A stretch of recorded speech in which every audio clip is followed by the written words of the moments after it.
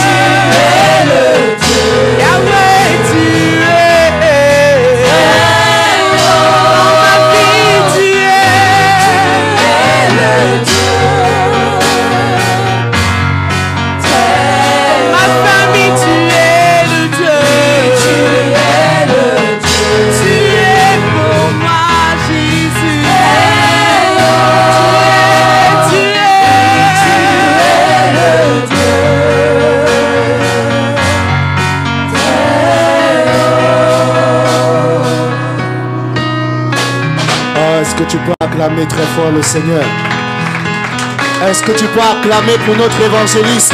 Acclame bien pour sa vie. Alléluia. Dis à quelqu'un tant de paroles. Dis à quelqu'un tant de paroles. L'atmosphère est déjà prête. Tu vas écouter un message qui va te faire du bien. Alléluia. Alléluia. Et nous allons accueillir l'orateur du jour. Amen. Un orateur pas comme les autres. Un orateur pas comme les autres. Gloire au Seigneur. Quelqu'un qui va te faire du bien. Quelqu'un qui a la parole qu'il te faut ce soir. Gloire au Seigneur. Je voudrais que tu acclames très fort le Seigneur pour la vie de sa servante. Notre servante Auriel Focam. Oh, acclame le Seigneur. Est-ce que tu peux acclamer encore le Seigneur?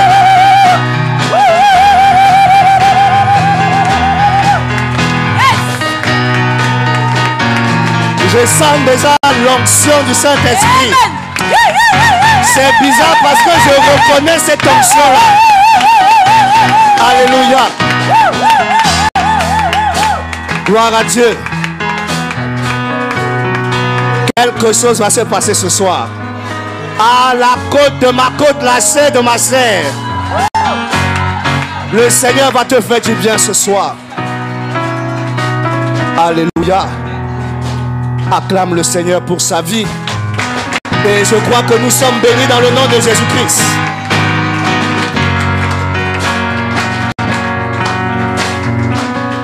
Alléluia. Alléluia. Il y a quelqu'un, quand on a dit acclame, il m'a acclamé, il a acclamé mon mari, gloire à Jésus, amen. Mais j'aimerais que là où tu es, que tu puisses vraiment, dans ce moment que je vais te donner pendant 1 minute, avec le piano, avec les instruments, que tu puisses adorer Jésus-Christ de Nazareth. Alléluia. Est-ce qu'il y a quelqu'un qui est prêt à acclamer? 1, 2, 3, tu acclames Jésus. Tu acclames ton roi. Tu acclames ton Seigneur. Tu acclames ton maître. Celui qui a la décision de ta vie. Celui qui a une solution pour toi ce soir. Celui qui vient répondre à une question. C'est Jésus que tu acclames. Gloire soit rendue à Jésus. Nous sommes bénis parce qu'il y a un peuple ce soir qui est motivé. Amen.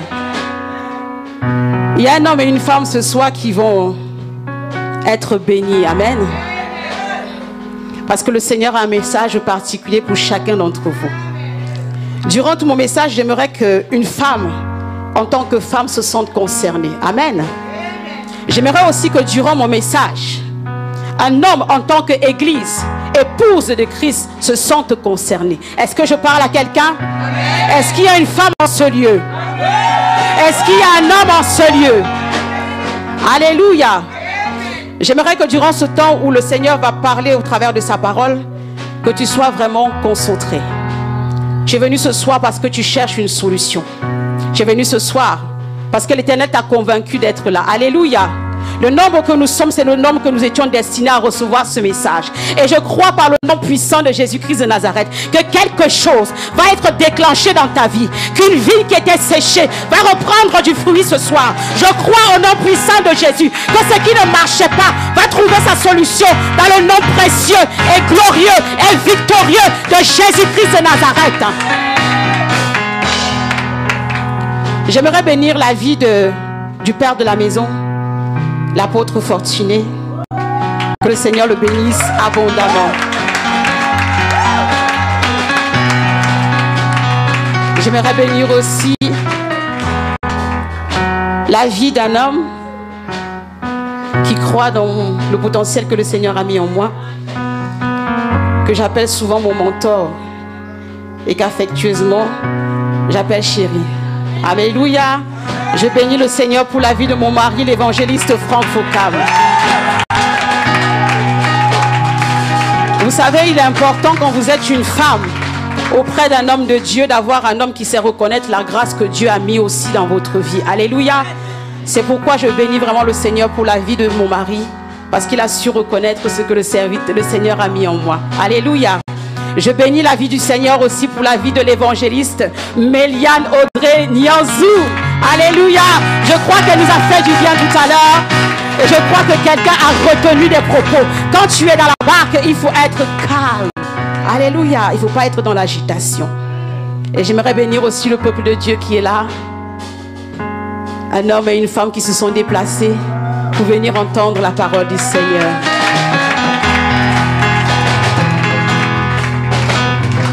Que le nom de Jésus-Christ de Nazareth soit loué. Amen. Nous allons prendre nos Bibles. Nous allons passer dans le vif du sujet. Nous sommes dans le livre de Jérémie. Au chapitre 2, les versets 20 à 22. Que quelqu'un pose la question à son voisin. Pourquoi as-tu changé? Alléluia. Je pense que tu n'as pas bien posé la question parce que je vois son visage encore joyeux. On dirait qu'il ne sait pas qu'il a changé. Pose la question à ton voisin. Pourquoi as-tu changé? Pourquoi as-tu changé? Alléluia. Est-ce qu'il y a quelqu'un qui est capable de dire, Église, pourquoi as-tu changé? Église, pourquoi as-tu changé? Est-ce qu'il y a quelqu'un qui est capable de dire, femme, pourquoi as-tu changé? Femme, pourquoi as-tu changé? Jérémie 2, à partir du verset 20. Je lis la parole de Dieu avec respect.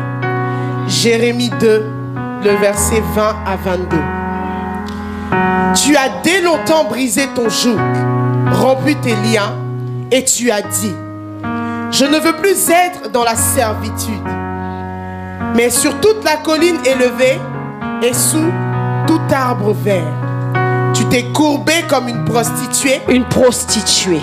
Je t'avais planté comme une vigne excellente et du meilleur plan. Comment as-tu changé? Comment as-tu changé? Dégénéré en une vigne étrangère. Dégénéré en une vigne étrangère. Quand tu te laveras avec du nitre, quand tu emploieras beaucoup de potasse, ton iniquité restera marquée devant moi. Ton iniquité resterait marquée devant moi. Dit le Seigneur l'Éternel. Parole du Seigneur. Éternel Dieu Tout-Puissant, Dieu de gloire, nous te célébrons ce soir pour ta présence. Nous disons merci, Éternel Dieu Tout-Puissant, parce que tu as un message pour chacun d'entre nous. Je crois, en accord avec ta parole, Père éternel, que nul ne vient en toi à vain, Seigneur. Je crois que si chacun est là, Père éternel, c'est parce que tu as quelque chose à nous dire. Et je prie qu'au sortir de ce moment, éternel mon Dieu, mon roi, que quelqu'un prenne une décision qui sera salutaire pour sa vie spirituelle, mais aussi pour sa vie physique. Je crois dans le nom précieux de Jésus-Christ de Nazareth, que toute personne en ce lieu, Père éternel, sortira, Père de gloire, avec quelque chose qu'il a longtemps cherché. Parce que ce soir, tu es venu donner la clé du royaume à quelqu'un, Père éternel. Merci, Seigneur Dieu Tout-Puissant, pour ta parole qui est une épée pour briser le joug. Pour ta parole qui est une arme, Père éternel, pour circoncire un cœur. Merci, Seigneur Dieu de gloire, pour ce moment que tu permets que ton nom soit élevé, que je disparaisse, Seigneur Dieu Tout-Puissant, et que ton esprit prenne le total contrôle. Au nom puissant de Jésus-Christ de Nazareth, j'ai prié, j'ai dit Amen. Alléluia.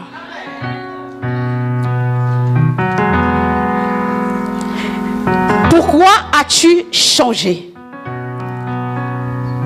Dégénéré en une vigne étrangère.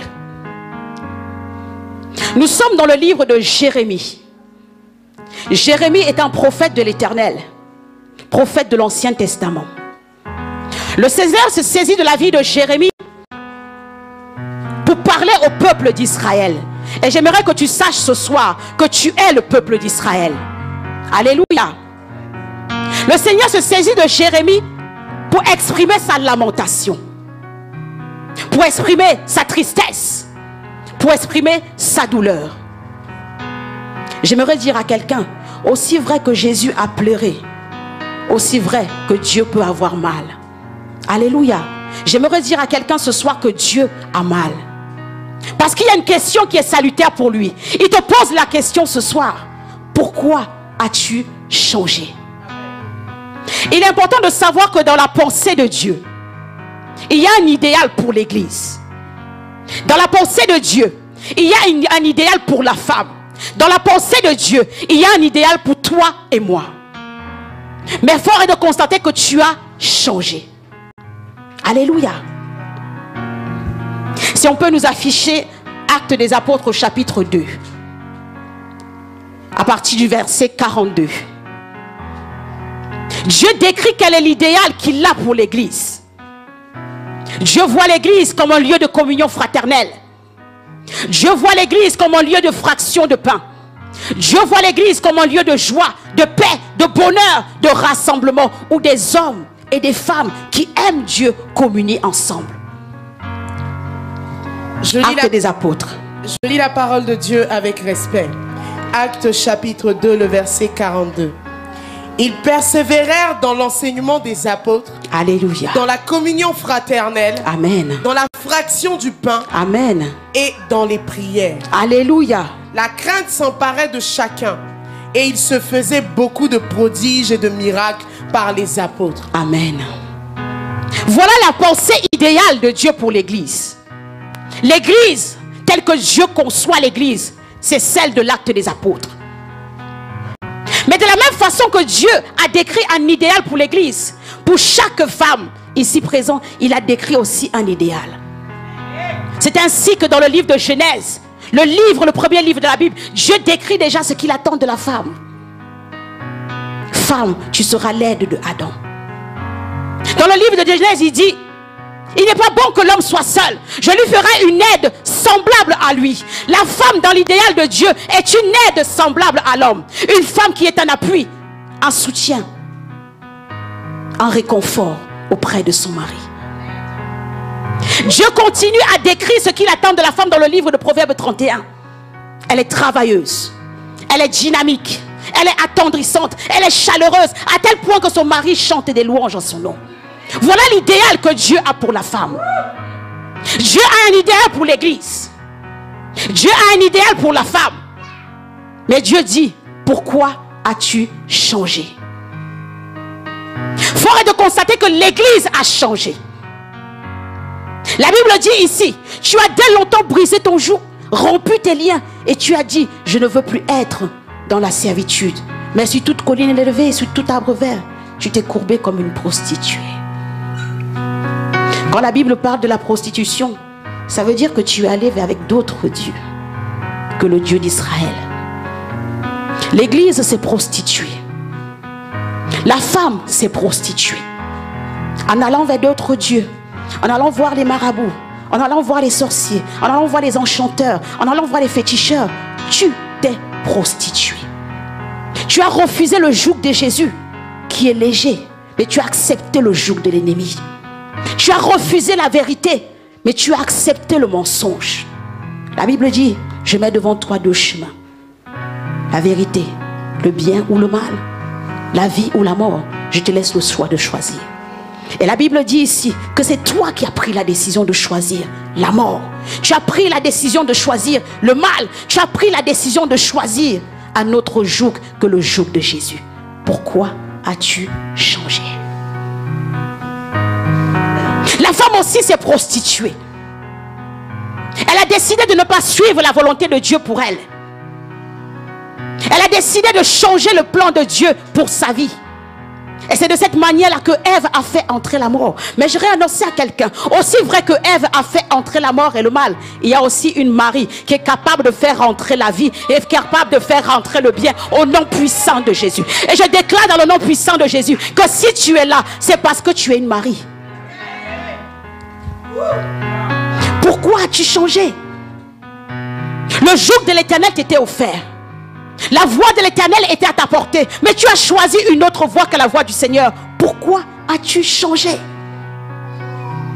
La Bible dit que tu t'es dégénéré en une ville étrangère. Une ville qui ne reconnaît plus. Une ville qui pourtant était d'un excellent plan.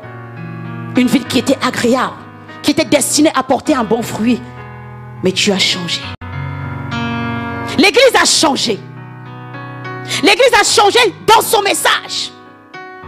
Le message de l'église était supposé être Jésus mort et ressuscité. Mais l'église a changé le message. On t'a prêché la prospérité. On t'a prêché même la sorcellerie. On t'a prêché même le mal. On t'a prêché même les démons. À tel point que tu as plus conscience du démon que de Jésus. L'église a changé le message. Un message qui était censé t'apporter la paix, la joie, le réconfort. Aujourd'hui, tu as peur, tu pleures. Et qu'est-ce que tu fais? Tu préfères laisser l'église et retourner à la maison. L'église a changé. L'église n'a pas simplement changé, mais les serviteurs de Dieu aussi ont changé. C'est pourquoi la Bible parle dans le livre de Matthieu 24, 4 des faux prophètes, des faux docteurs, des faux pasteurs, des faux apôtres. L'église a changé même dans ses serviteurs. Il y a des prophètes qui ont prophétisé par Baal. Ils t'ont dit des choses qui ne venaient pas de l'Éternel, mais qui venaient de leur chair. L'église a changé parce que des pasteurs, au lieu de prendre soin des brebis, ont pris soin des dîmes et des offrandes. L'église a changé parce que des docteurs, au lieu d'enseigner le vrai évangile, l'évangile de Christ, ont enseigné une doctrine de peur. L'église a changé. L'église était supposée être ce lieu où tu trouves la paix, où tu trouves le réconfort, où tu trouves la joie. Mais désormais, l'église n'est plus ce lieu. L'église est ce lieu où tu es obligé de fuir parce que tu cherches Jésus. Et tu préfères chercher Jésus loin de l'église que dans l'église. Église, pourquoi as-tu changé? De la même façon que l'église a changé, la femme aussi a changé. La femme a changé déjà au niveau de sa mentalité. On lui a parlé d'émancipation. On lui a parlé de féminisme. Et j'aimerais dire qu'au travers de ces deux fléaux, la femme, une fois de plus, a accepté de manger le fruit. À cause du féminisme, on voit des femmes qui sont en manque de respect à leur mari. À cause de l'émancipation, on voit des femmes qui chassent des hommes du foyer. À cause de l'émancipation, on voit des femmes qui s'égalent à leurs hommes. Femme, pourquoi as-tu changé? L'émancipation, ce n'est pas pour que tu puisses rabaisser ton homme. L'émancipation, ce n'est pas pour que tu puisses te détourner contre le plan de Dieu. Mais la femme a changé dans sa mentalité. Elle a refusé d'être une aide. Elle a refusé d'être un appui. Elle a refusé d'être un soutien. Mais elle veut être le chef de l'homme. Elle veut être l'autorité au-dessus de l'autorité de l'homme. Mais j'aimerais rassurer une femme. La Bible dit dans le livre de Corinthiens qu'aussi vrai que l'homme demeure homme, il est le chef de la femme. Femme, pourquoi as-tu changé? Tu dois être sur l'autorité de ton mari. Tu dois être un support, un soutien qui ne manque jamais. La Bible dit dans le livre de Proverbes qu'elle lui fait du bien tous les jours de sa vie. Mais la femme aujourd'hui cherche des hommes soumis. Des hommes soumis, ça existe, mais soumis à la parole de Dieu. Les femmes aujourd'hui cherchent des hommes à dominer. Des hommes à dominer existent, mais qui sont dominés par l'Esprit de Dieu. Les femmes aujourd'hui cherchent à être la cheftaine de la maison. Mais le chef de la maison, aussi vrai que même s'il a 1 centime, il demeure le chef sur ta vie. La femme a changé. La femme n'a pas simplement changé de mentalité par son féminisme et puis son émancipation, mais elle a aussi décidé de changer d'apparence. Aujourd'hui, on voit des femmes qui achètent des pommades pour devenir claires. On voit des femmes qui passent sous le bistouri du chirurgien. Tu n'avais pas de fesses, aujourd'hui tu as des fesses. Tu n'avais pas de seins, aujourd'hui tu as beaucoup de seins. Femme, pourquoi as-tu changé?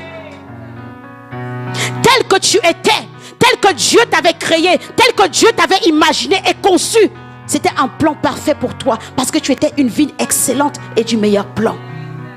Et j'aimerais rassurer une femme dans la conception que Dieu t'a faite, que tu sois blanche, noire, grande de taille, courte, mince, fessue, bien en forme. Il y a un homme qui a dans son cœur la pensée de toi tel que tu es. C'est pourquoi Adam était capable de dire et d'épouser Ève au premier regard. Il se lève, il voit une femme, il dit elle, c'est l'os de mes os, c'est la chair de ma chair. Elle n'avait pas de make-up, elle n'avait pas de ceinture, elle n'avait pas de ceinture, elle n'avait rien. Elle était telle qu'il voulait. Elle était selon l'image de Dieu, mais elle était selon le goût de l'homme. Tel que tu es, il y a un homme qui te connaît et qui t'aime comme ça. Aussi vrai que tu chercheras à t'écarter du plan de Dieu, il passera autour de toi mais ne saura pas que c'est toi. Alléluia. Ne sois pas complexé par ce que tu es. Tel que tu es, c'est comme ça que Dieu t'a créé. Et c'est comme ça que quand il te regarde, il t'admire. Il te trouve belle. Et j'aimerais dire à une femme noire, quand je vois une femme noire qui décide de se décaper, je me dis que quelque part, elle n'a pas encore lu le livre de Cantiques des Cantiques. Est-ce qu'on peut m'afficher le livre de Cantiques, chapitre 1 au verset 5? La Bible dit, et là c'est Salomon qui... Oh, femme noire, accepte-toi tel que tu es. Alléluia. Femme noire, accepte-toi tel que tu es. Tout le livre de Cantiques parle de la femme noire. Et Salomon, la femme noire dans le livre de Cantiques dit, je suis noire, mais je suis belle. J'aimerais que tu réalises que tu es belle. J'aimerais que tu réalises que tu es séduisante. J'aimerais que tu réalises que tu es admirable. J'aimerais que tu réalises que tu es une femme exceptionnelle. Arrête de te décaper. La Bible dit, je suis noire. Il n'a pas dit blanche, il n'a pas dit jaune, il a dit noir. Et quand on parle de noir à l'époque, c'était noir ébène, comme on dit chez nous, contact. Elle dit, je suis belle. Et plus loin, on pourra voir que Salomon est capable de dire, ma bien-aimée, tu es belle. Elle l'affirmait déjà parce qu'elle connaissait ce qu'elle était. Elle connaissait la beauté qu'elle avait. Elle connaissait le degré de sa beauté. Elle déclarait, je suis belle. Et Salomon était capable de venir rétorquer, tu es belle. Femme noire, tu es d'une beauté exceptionnelle. Vous savez, je vais vous dire quelque chose. Le continent africain est un continent qui est immensément riche. C'est le seul continent où tu pourras voir toutes les teintes de couleurs. Il y a du noir noir, noir chocolat, noir caramel, clair, albinos. Nous sommes bénis. Mais le peuple africain n'a pas conscience de cette bénédiction. La Bible te demande, toi, pourquoi as-tu changé? Tel que tu étais, c'est comme ça que je t'avais créé. C'est comme ça que je t'avais imaginé. C'est comme ça que j'avais mis la pensée d'un homme dans son cœur. Ton mariage ne viendra pas parce que tu t'es décapé.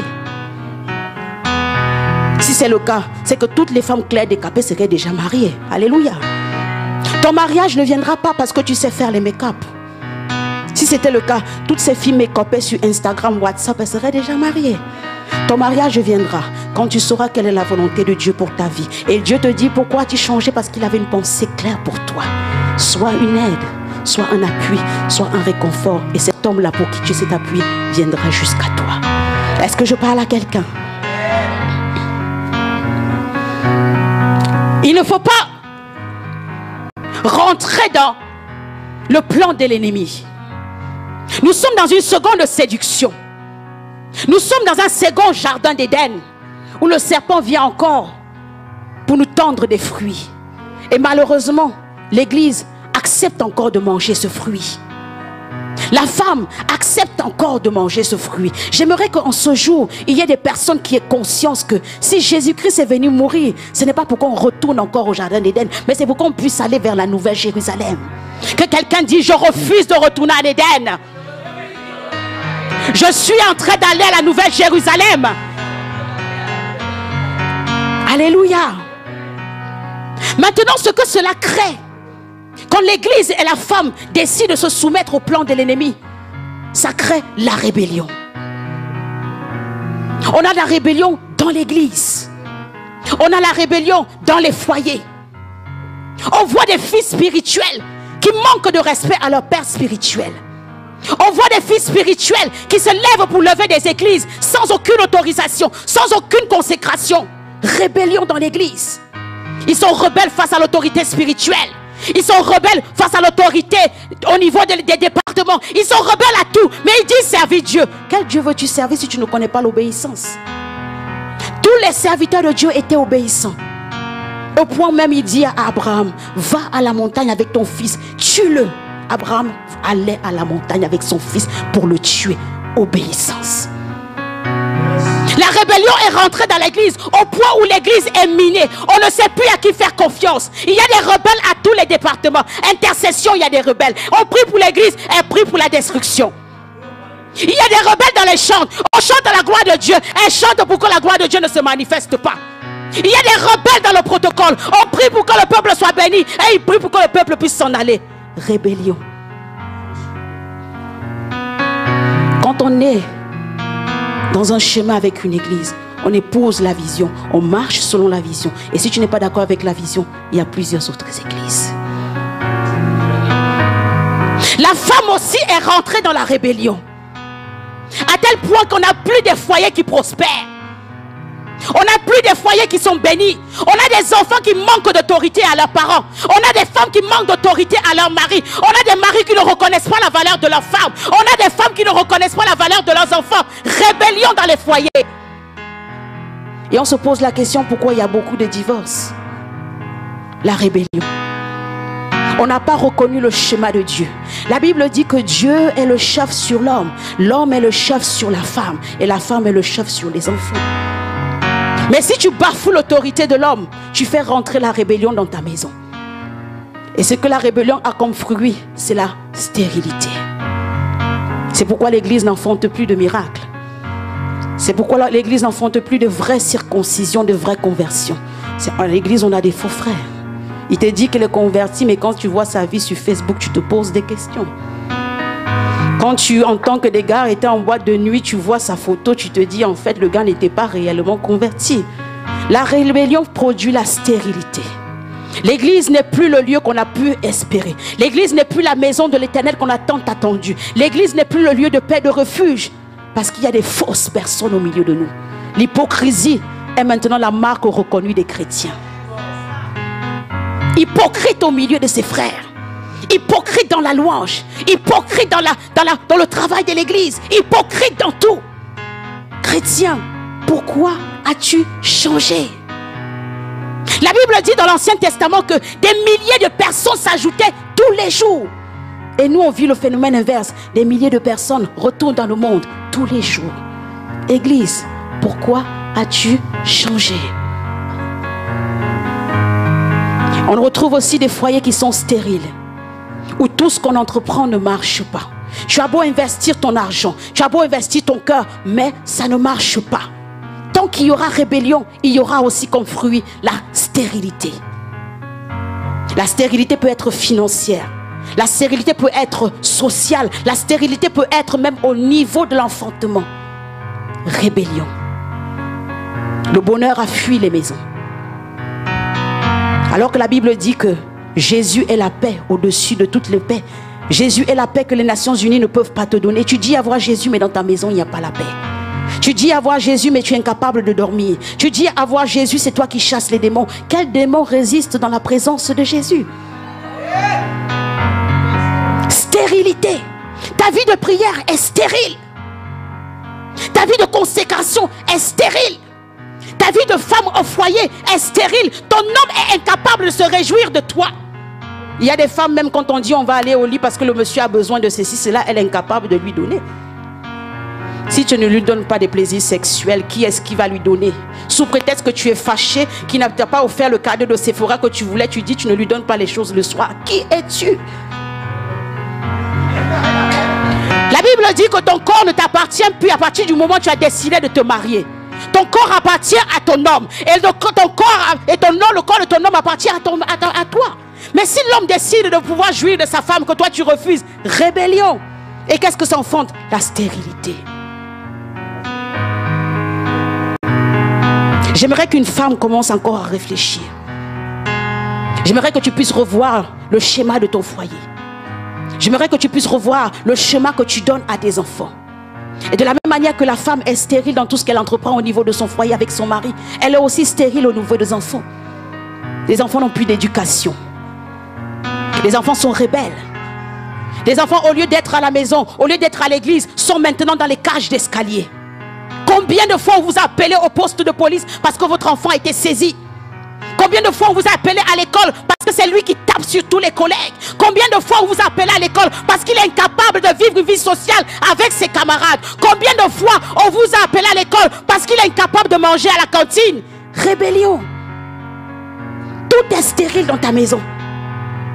Et si tu te poses la question pourquoi? C'est parce que tu as décidé de changer. Tu n'as pas épousé la vision que Dieu avait pour toi. Tu as rejeté le joug de l'Éternel et tu as accepté le joug de l'ennemi. Si nous pouvons aller sur le texte de Jérémie 2 au chapitre 19. Jérémie 2 au verset 19, autant pour moi. La Bible parle de ce qui arrive quand un homme, une femme ou alors même une église décide de se retirer du joug de Jésus. Et la Bible dit donc à ce propos, je lis la parole de Dieu avec respect. Amen. Jérémie 2, le verset 19. Amen. Ta méchanceté te châtiera et ton infidélité te punira. Tu sauras et tu verras que c'est une chose mauvaise et amère. C'est une chose mauvaise et amère d'abandonner l'Éternel, Amen, ton Dieu, et de n'avoir de moi aucune crainte, dit le Seigneur, l'Éternel des armées. Alléluia. La Bible dit qu'aussi longtemps que tu refuses de vivre selon les plans de l'Éternel, tu sauras, au travers de ta vie, au travers de tes échecs, que ce que tu fais est une chose qui est amère et mauvaise pour ta propre vie. Ta vie ne marche pas. Ta vie est bloquée. Ta vie n'a plus de sens. Tu es incapable de dormir. Tu es toujours en train de ruiner tes anciens succès, ton passé. Tu te dis j'étais, je fus, jadis. Tu es encore dans ces choses. Pourquoi? Parce que l'Éternel te dit tu as décidé de quitter le joug de Dieu. Alors tu sauras que c'est une chose amère et mauvaise. Tu vivras dans l'amertume tant que tu ne reviens pas sous le joug de Dieu. Tu vivras dans la pauvreté tant que tu ne reviendras pas sous le joug de Jésus. Tu vivras dans la difficulté tant que tu ne reviens pas sous le joug de Jésus. Il faut que tu acceptes de changer. Mais pas changer pour quitter Jésus, mais changer pour rejoindre Jésus. J'aimerais que quelqu'un comprenne ce soir qu'il est possible de se détacher de l'ennemi et de s'attacher à son Créateur.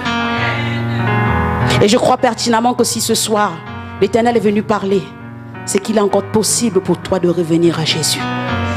C'est qu'il est encore possible parce que tu as encore envie de faire le bon choix.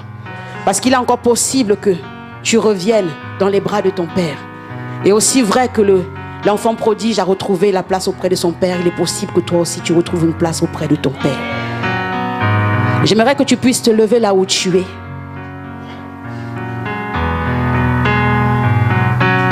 Tu vas fermer les yeux et tu vas prier intensément. Tu vas demander à l'Éternel à revenir sous son joug. Tu vas demander à l'Éternel de te détacher de l'ennemi pour t'attacher à lui. Et j'aimerais que tu pries sincèrement, parce que des choses dans ta vie en dépendent. Élève la voix où tu es et commence à prier dans le nom précieux de Jésus-Christ de Nazareth. Éternel Dieu Tout-Puissant, le Dieu de gloire, le Dieu véritable, ce soir tu es venu à moi pour me parler. Je reçois ton message, Père éternel, et ce soir je prends la décision de me détacher de mes anciennes voies pour m'attacher à toi. Je m'attache à la vie, je m'attache à la paix, je m'attache à la joie, je m'attache à tout ce qui est de toi et je refuse ce qui n'est pas de toi. Je chasse de ma vie la rébellion, je chasse de ma vie la stérilité, je chasse de ma vie tout ce qui ne confesse pas ton nom. Je m'attache au joug de Jésus. Je fais le choix délibéré de prendre le chemin de la vie.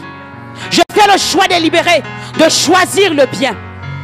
Je refuse un passé qui ne te glorifie pas. Je refuse un jadis qui était sans toi. Mais j'accepte un futur qui est avec mon Créateur. Je m'attache à l'Éternel des armées. Je m'attache au roi des rois. Je m'attache à Jésus-Christ de Nazareth. Je m'attache au rocher des âges. Je m'attache à l'étoile brillante du matin. Je m'attache à toi, Jésus. Tout ce qui est rébellion à mon cœur, Père éternel, que cela maintenant soit brisé. Tout ce qui est rébellion en moi, Père éternel, que maintenant soit chassé. Tout ce qui est rébellion en moi, Père éternel, que cela maintenant, Seigneur Dieu de gloire, soit anéanti au nom puissant de Jésus. Si la chorale peut monter. Pendant que nous prions, tu es là et tu sais que tu es rebelle à l'autorité spirituelle établie sur ta vie.